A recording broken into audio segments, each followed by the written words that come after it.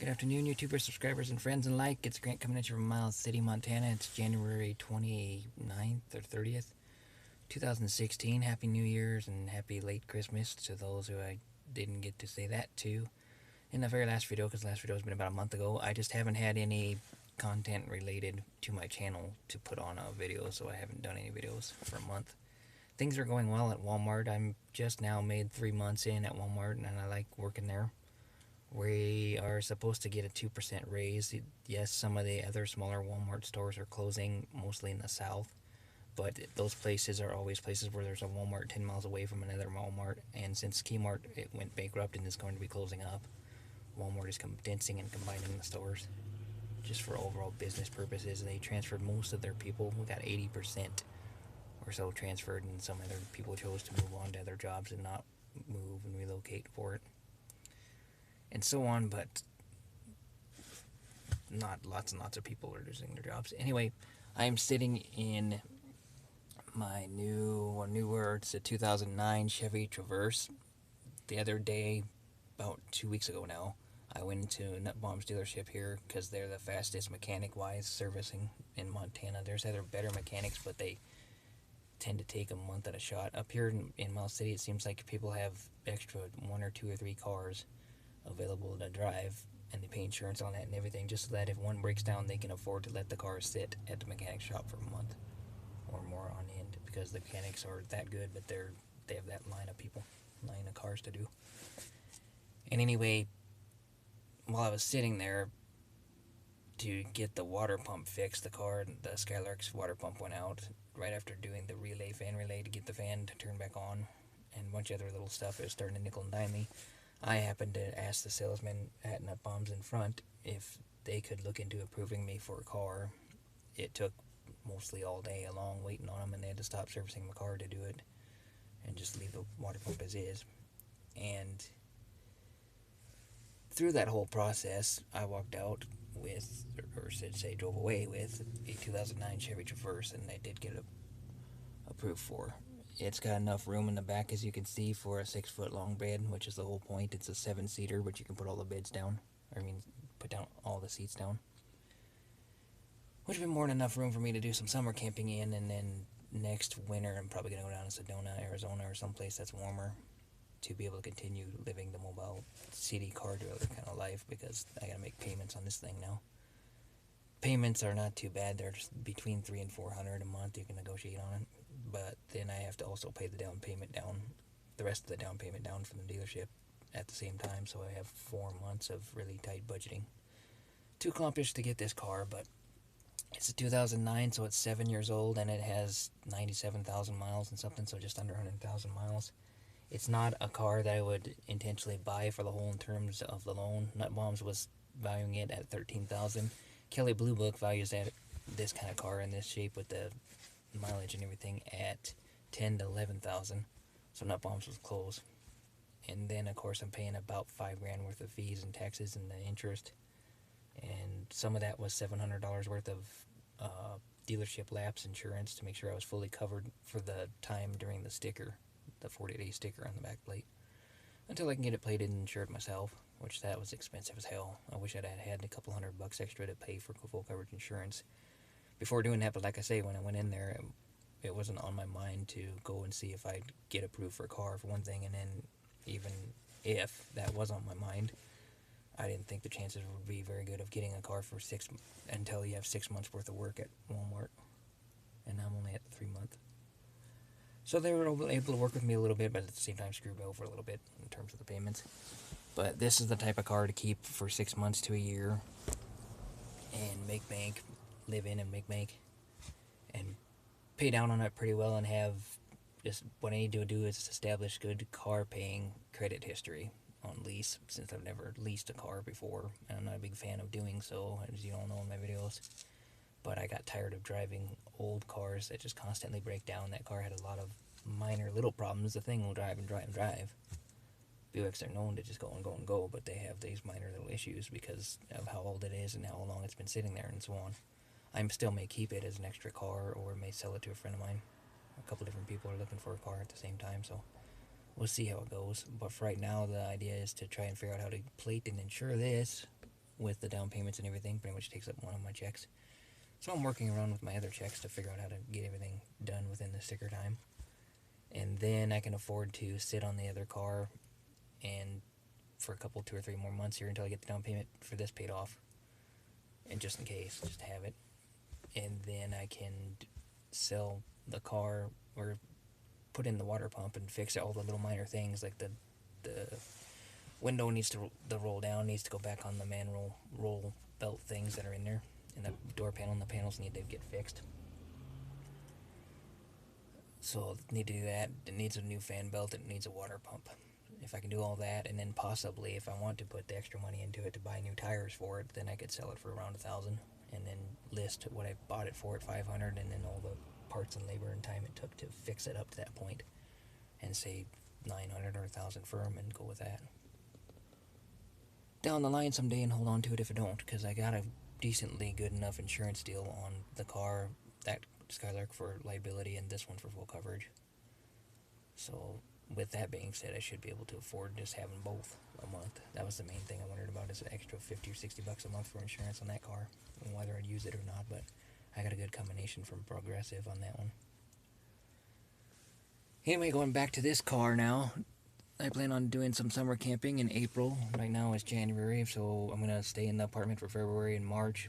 I would think, or April at the earliest, will be the earliest that I can move into this car and set up a bed setup and then live in it.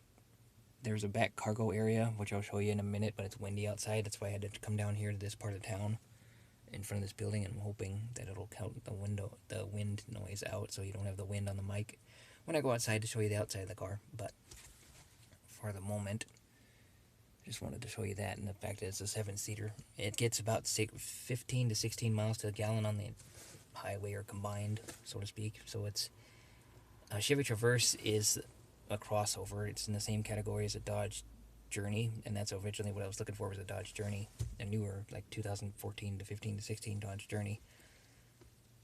But I need, like I say, I need to establish car buying credit first, and then for another thing, this was available on a dealership, and it was available for cheaper than what they were trying to get for a newer one, etc. Now I wouldn't have been approved for a brand new one right off the bat with no credit buying history, in terms of car buying history. Yet, but like the dealer said, I can drive this thing for 6 months to a year, turn around, turn it back in for maybe $8,000 worth of a trade-in value if I'm lucky, towards something new. But then at that point, I'd have something new that I can drive and totally work on paying off for the next 4 or 5 years if I wanted to pay it off in full, because I'm the only driver. I know where I got serviced and everything, and maybe worth my time to keep it, or at the 4 or 5 year mark, or at the 3 or 4 year mark for the warranty or whatever, etc. And under 100,000 miles, you can turn it back in and do another trade-in for another newer car, like everybody does every 5 years or whatever, supposedly, and drive newer rides. And that's something I may do, because in the long run, especially if you're living in it, this is basically my house payment and my car payment together, all rolled up in one, and this car becomes really important to me as a form of transportation and as a place to store stuff and somewhere to live at. Obviously, I'm doing so by choice, to let you know too. I also have a free check open every month. Well, not free, but it could go enough paycheck to pay for rent and utilities and etc. if I wanted to on one check, and then car payments and car insurance on the other check, because I make $800 a check. And then as of next month, we're all getting a little bit of a raise, so I'll be making, I think, $950 take home or something a check, which will help big time. But I'm just saying that I'm not doing it because I have too much car debt. I'm doing it on purpose so that I can move around in a mobile lifestyle and have free Wi-Fi accessible by parking up next to a business, etc. Being able to park in different places every night, not having neighbors like you do in an apartment. And quite literally, my apartment that I have now doesn't have a shower, just has that tub. And so I take a tub bath twice a week or so, and then I use friends' houses that do have showers and borrow their showers. So while I'm doing that anyway, I might as well just do that and live in a car, because I'm not gaining much in terms of the apartment. The apartment helps keep the difference of temperature and weather out better than a car would, and that's why I'm having to wait till April. But other than that, once the weather gets warmer, I don't need to be in an apartment anymore. And honestly, I'm way happier living in a car anyway to begin with. This video's getting pretty long, so I'll give you an outside tour of the video. Then I've got to go to the library and get it uploaded so that I can post you a video that I haven't posted any kind of videos for in like over a month, and I apologize for that. But I just haven't had any content related to my channel in terms of posting a video. So I just have waited, and I've just been working my butt off. Feeling like my life is on pause, literally, because you get up at the same time, you get ready for the same job, and you go to the same job for 8 hours. You come home, you wind down for a little bit, and then you go to bed and you get up and do it all over again. Not technically 9 to 5. My job is 2 to 11 at night, but it's the same issue. You know, my life feels like it's on pause. I'm living for those 2 days a week and the 1 week or 2 weeks out of a year that I'll get on vacation. But at the same time, there's benefits like having an $800 or $950 take-home check. That is awesome to have, but at the same time, I also know that when I lived on $1.50, it wasn't even enough to buy a meal. I was a lot happier with all that free time because I wasn't working for anybody else. All my time was my time, and I was a whole lot happier out exploring on that and couldn't believe some of the places I went and things I did. Nowadays, being stuck here, I'm not as happy with the $800 or $900 check. It's nice for a couple, 2 or 3 days until you spend it, but it seems like the more money I make, the more reasons I come up with to spend it, which is exactly what everybody goes through. So anyway, without further ado here, let's go outside and I'll show you the rest of the car. We are in the back street behind Main Street in the city.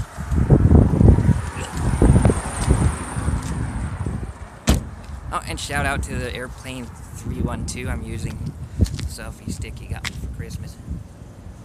It's a pretty good deal. It extends a little further than this, but I wanted to keep closer to the microphone because of the wind. There's our Chevy Traverse. It's not exactly what I wanted. It's a little bigger than I really originally wanted, but it's got the headroom inside. It's where I can haul around from the driver's seat into the back to the bed without an issue. As much of an issue as I would have had if I'd have gone with the original thought of a Chevy Cruze that had a diesel engine or a Dodge Journey, but that's basically what it looks like. It's ultimate stealth. It has basically your soccer mom wagon appeal. You can pull it off in a neighborhood and park it anywhere and people don't even notice that you're in it sleeping, because it looks like something that somebody would haul kids around in and so on. And I do haul kids around in when I'm babysitting. Which is the other part of the reason why I got it. But anyway, I apologize for the wind there. Wasn't as much wind because I'm using that building to help block the wind, but you could tell that the wind is up 40 mile an hour or something today in town. So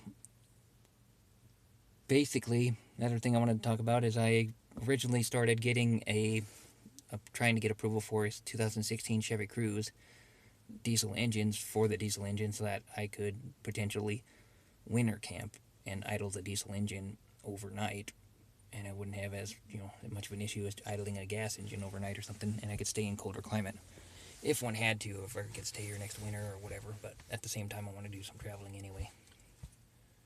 But in that process, 3 weeks ago, I went to the Dodge dealership over here trying to apply for it, and yesterday I found out when I was trying to pay my car insurance on this for next month, my card declined, and I called Capital One about it, and I found out that as of yesterday afternoon, about 1:40 or so in the afternoon, I bought a car, a 2016 Chevy Cruze in Virginia, at the same time as I was here trying to buy insurance for this car. Obviously, somebody else took my application that I've been doing, and I've got lots of applications on my credit report from trying to find cars, buy cars, and somehow they were able to actually get me approved for a 2016 Chevy Cruze, which is good and bad news. The good news is that car also had OnStar, and so they're able to disable the car and find the car and find some stuff in the car that might lead them to who did it. But they don't know, it's going to take upwards of 6 months to a year in a credit card or a claim fraud thingy where I don't have to pay for what that was. But the credit card company in a Virginia state criminal investigator had called me back yesterday, and I've been on the phone all day with them about it. And basically they said there's a new crime going around where they get you approved for a car. They don't have to spend very much down. Like I only had to spend about $300 down these days for this car. and then they get to essentially joyride in a brand new car because they're never going to pay anything else toward it. They just pay what they have to pay, which is most likely stolen money, to get the car, and then they drive around and joyride on it or try and sell it or whatever they want to do, and then you're stuck with the bad credit on your credit report from not ever paying that car off. So it's a good thing I got this car a week and a half ago before they did that, or it would have totally screwed my car debt up. It's also a good thing that I tried to buy insurance at the same day here as they bought a car there in Virginia, and it got flagged. So someone was looking out for me above on that one, I think. But anyway, this video is getting pretty long. I don't know how long it's going to take me to upload it, but this is my new 2009 Chevy Traverse. And I'm going to use it for, the plan is to use it and live in it and everything for 6 months to a year. Maybe keep it for longer than that, depending on how well things are going or not, or whatever, if I want something newer, etc., etc. But the idea is to use it as a step-up car, because it's not really worth paying the close to, well, they want $13,000 for the car and plus $5,000 for all the fees and everything else. It comes to between $18,000 and $19,000 if I were to take it the whole term of the loan, which for this car, being 7 years old and 100,000 miles, is not worth my time and effort to pay the entire loan off. It just wouldn't pay for itself. For almost a $10,000 or $11,000 car, they want $18,000. But I'm in it for the sole purpose of, using it to live in and using the car credit, buying credit history, getting more history into it, so that they can see I have established car payments, and then lenders will be more apt to use me for the getting a new car credit. Anyway, like and subscribe, leave comments, and we'll catch you in the flip. Peace.